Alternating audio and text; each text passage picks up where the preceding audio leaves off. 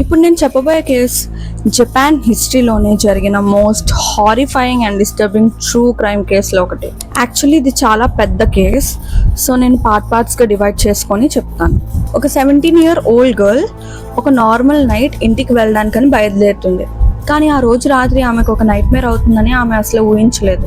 ఆ టైంలో జపాన్లో యకుజా అనే జాపనీస్ మాఫియా చాలా పవర్ఫుల్గా ఉండేది. ఆ ఇన్ఫ్లుయెన్స్తో కొంతమంది యంగ్ బాయ్స్ కూడా అందరినీ బుల్లీ చేస్తూ వాళ్ళని పవర్ ఉందని ఫీల్ అయ్యేలా చేసేవాళ్ళు. వాళ్ళలో ఒక అబ్బాయికి జుంకో ఫరాటా అంటే చాలా ఇష్టం. అతను ఆమెను అప్రోచ్ అయ్యాడు, కానీ జుంకో అతన్ని చాలా పొలైట్గా రిజెక్ట్ చేసింది. అతను ఆ రిజెక్షన్ని తట్టుకోలేకపోయాడు, యాక్సెప్ట్ చేయలేకపోయాడు. దాన్ని చాలా పర్సనల్గా తీసేసుకున్నాడు. అండ్ దెన్ జుంకోని ట్రాప్ చేయడానికి ఒక ప్లాన్ వేశాడు. ఈ సంఘటన జరిగింది November 25th, 1988. జుంకో తన పార్ట్ టైం జాబ్ అయిపోయాక బైసికిల్ మీద ఇంటికి వెళ్తుంది. రోడ్ అంతా చాలా ఖాళీగా ఉంది. అప్పుడే వాళ్ళల్లో ఒక అబ్బాయి ఆమెను టార్గెట్ చేశాడు. అతను జుంకోని హరాస్ చేస్తున్నట్టు నటించి ఆమెను భయపెట్టాడు. జుంకోకి ఏం చేయాలో తెలియక పానిక్ అయిపోయింది. అప్పుడే ఇంకో అబ్బాయి తన దగ్గరికి వచ్చి హీరోలాగా యాక్ట్ చేస్తూ, హే నువ్వు ఓకేనా, భయపడకు, నేను నిన్ను ఇంటి దగ్గర డ్రాప్ చేస్తాను అని జుంకోని నమ్మించాడు. ఆమెకి అతను ఒక స్ట్రేంజర్, కానీ ఆ మూమెంట్లో అతనే తన ఓన్లీ హోప్ అనిపించాడు. And that was the mistake. ఎందుకంటే ఇద్దరు కలిసి ఆడిన డ్రామా మొత్తం ముందే ప్లాన్ చేసింది. ఆమెను సేవ్ చేయడానికి వచ్చినట్లు నటించి నిజంగానే ట్రాప్లోకి దింపారు. ఇంకో అతనితో వెళ్ళింది, కానీ ఇంటికి కాదు, ఆమెను ఒక షెడ్ దగ్గరికి తీసుకువెళ్ళారు. అక్కడ ఆమెకి నిజం తెలిసింది, నేను సేవ్ అవ్వలేదు, నేను కిడ్నాప్ అయ్యాను అని. కానీ అప్పటికే ఆమె చుట్టూ ఉన్న ప్రపంచం మొత్తం మారిపోయింది. అక్కడ నుండి ఆమెని వాళ్ళల్లో ఒకరి హౌస్కి తీసుకెళ్లారు. And that was the beginning of the Junko Furuta's nightmare. ఆమె ఆ ఇంట్లో ఏం ఫేస్ చేసింది, అసలు 40 days పాటు ఆమెకి ఏం జరిగింది. అండ్ ఈ కేస్కి మరో పేరు days of hell. So next ఏం జరిగిందని తెలుసుకోవడానికి Part 2లో చూడండి. Part 1లో జుంకోని ట్రాప్ చేసి వాళ్ళలో ఒకరి హౌస్కి తీసుకెళ్లారని చెప్పాను. కానీ హౌస్ డోర్ క్లోజ్ అయిన తర్వాత జుంకోకి నిజమైన నైట్ మేర్ స్టార్ట్ అయింది. ఆమెని బయట వాళ్ళతో కాంటాక్ట్ అవ్వకుండా చేశారు. తన పేరెంట్స్కి ఫోన్ చేయించి నేను సేఫ్గానే ఉన్నాను, నేను ఫ్రెండ్స్తోనే ఉన్నాను అని చెప్పించారు. కానీ జుంకో నిజం చెప్పడానికి ట్రై చేస్తే మాత్రం, నువ్వు నిజం చెప్తే నీ పేరెంట్స్ని చంపేస్తాం అని థ్రెటన్ చేసేవారు. ఆమెకి ఎస్కేప్ అవ్వడానికి ఛాన్స్ లేకుండా రోజుకి టార్చర్ ఇంకా హారిఫైయింగ్గా మారుతూ వెళ్ళింది. ఆమెని రిపీటెడ్లీ సెక్షువల్లీ అసాల్ట్ చేసేవారు. సిగరెట్స్తో బాడీ మీద కాల్చేవారు. ఆమె ఐలాష్ని కూడా కాల్చి టార్చర్ చేసేవారు. హాట్ వ్యాక్స్తో బాడీని కాల్చేవాళ్ళు. Golf club sticks and other ఆబ్జెక్ట్స్తో రిపీటెడ్లీ కొట్టేవారు. కొన్నిసార్లు ఆమెను సస్పెండ్ చేసి పంచింగ్ బ్యాగ్ లాగా బీట్ చేసేవారు. ఆమె బాడీ ఆల్రెడీ ఇంజరీస్తో వీక్ అయిపోతున్నా వాళ్ళు ఆమెని వదిలిపెట్టలేదు. ఒకరోజు జుంకోకి ఒక స్మాల్ ఛాన్స్ దొరికింది. ఆమె టెలిఫోన్ దగ్గరికి వెళ్ళింది. హెల్ప్ కోసం కాల్ చేయడానికి ట్రై చేసింది, కానీ ఆమె దొరికిపోయింది. ఆమె కాలు మీద కిరోసిన్ పోసి ఫైర్ సెట్ చేసేవారు. దాంతో సివియర్ బర్న్స్ వచ్చాయి. ఆమెకి నడవడం కూడా చాలా కష్టమైపోయింది. కానీ ఇమాజిన్ చేయండి, ఆ కండిషన్లో కూడా టార్చర్ ఆగలేదు. ట్రీట్మెంట్ లేదు, ఒక ప్రాపర్ ఫుడ్ లేదు, ఎస్కేప్ అవ్వడానికి స్ట్రెంగ్త్ కూడా లేదు. కానీ సఫరింగ్ మాత్రం కంటిన్యూ అయింది.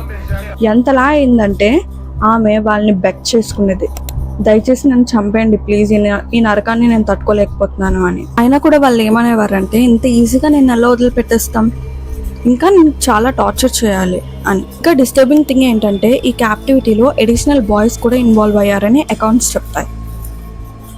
కొన్ని లేటర్ అకౌంట్స్ ప్రకారం జుంకోపై 500 పైగా సెక్షువల్ అసాల్ట్స్ జరిగినట్టు రిపోర్ట్స్ చేశారు. అంటే ఒక 17-year-old గర్ల్ని 100 times అబ్యూస్ చేశారు. డేస్ పాస్ అయ్యాయి. November 25th నుంచి December వరకు, న్యూ ఇయర్ వచ్చేసింది. January 4th, 1989, nearly 40 days of captivity తర్వాత జుంకో బాడీ కంప్లీట్లీ ఎగ్జాస్టెడ్ అయిపోయింది.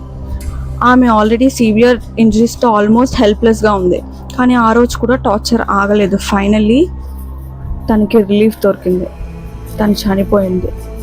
యాక్చువల్లీ తను చనిపోయినందుకు హ్యాపీగా ఫీల్ అయ్యారు, ఎందుకంటే ఆ నరకం పడే కన్నా చనిపోవడం బెటర్ అనిపించింది. కానీ స్టోరీ అక్కడే ఎండ్ అవ్వలేదు. ఆమె చనిపోయిన తర్వాత వాళ్ళు ఆమె బాడీని ఒక ఆయిల్ డ్రమ్లో పెట్టి కాంక్రీట్ ఫిల్ చేసి హైడ్ చేశారు. పోలీస్కి ఆ క్రైమ్ ఎలా తెలిసింది, అసలు ఆ డ్రమ్ ఎక్కడ దొరికింది, and after everything they did ఆ 4 boysకి కోర్ట్ ఏం పనిష్మెంట్ ఇచ్చింది, అది Part 3లో చూద్దాం. పార్ట్ 2లో జుంకో ఫరాటా ఇంట్లో ఫేస్ చేసిన 40 డేస్ గురించి చెప్పాను కదా. అలాగే జాన్ 4న 1989 జుంకో ఇంకా మరణించింది. కానీ అబ్బాయిలకి అప్పుడే ఒక భయం మొదలైంది, పోలీసులకి దొరికిపోతే అని. అందుకే తన బాడీని ఒక మెటల్ డ్రమ్లో పెట్టి కాంక్రీట్తో కంప్లీట్గా సీల్ చేసి టోక్యోలో ఒక ఏరియాలో డంప్ చేసేసారు. వాళ్ళకి అనిపించింది ఇప్పుడు ఈ క్రైమ్ ఎవరికీ తెలియదు అని. కానీ ఆల్మోస్ట్ 2 months తర్వాత పోలీసులు మియానోని ఒక అన్రిలేటెడ్ రేప్ కేసులో అరెస్ట్ చేశారు, లైక్ ఇంట్రోగేషన్కి. మియానో జుంకో బాడీ ఎక్కడ హైడ్ చేశారో రివీల్ చేశారు. అప్పుడు యాక్చువల్లీ పోలీసులకి తెలియదు అసలు జుంకో కేసు కోసం, బట్ తను నర్వస్ అయిపోయి ముందే ఆ కేసు గురించి రివీల్ చేసేసాడు. యాక్చువల్లీ తన్ని అరెస్ట్ చేసింది వేరే రిలేటెడ్ కేసెస్ గురించి, బట్ తిని చెప్పేసింది జుంకో కేసు కోసం. సో అలా March 29న 1989 పోలీసులు ఆ లొకేషన్కి వెళ్ళారు. అక్కడ ఒక కాంక్రీట్ ఫిల్డ్ ఆయిల్ డ్రమ్ దొరికింది. డ్రమ్ ఓపెన్ చేసినప్పుడు లోపల జుంకో ఫరాటా ఉంది. ఆల్మోస్ట్ 4 months తర్వాత తనకు అనిపించింది. కానీ తన ఫ్యామిలీకి ఇలా కనిపిస్తుందని ఎవరూ అనుకోలేదు.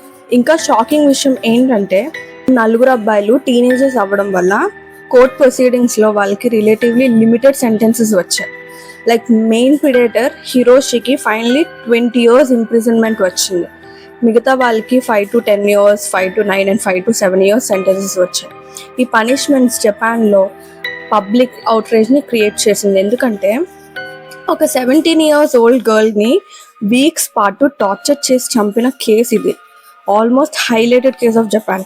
అండ్ మెయిన్ ప్రిడేటర్కి జస్ట్ 20 years మాత్రమే వచ్చింది. కానీ ఈ స్టోరీలో నాకు హార్ట్ బ్రేకింగ్ ఏంటంటే వాళ్ళందరూ ఇప్పుడు పబ్లిక్లో చాలా స్వేచ్ఛగా తిరుగుతున్నారు. ఆల్రెడీ వాళ్ళని రివీల్ కూడా చేసేసారు. ఈ కేసుని జపాన్లో concrete encased high school girl murder case అని పిలుస్తారు. కానీ ఆమె జస్ట్ ఒక కేస్ నెంబర్ కాదు, ఆమె పేరు Junko Furuta. And after everything she went through, at least the world remembers her name. Rest in peace Junco.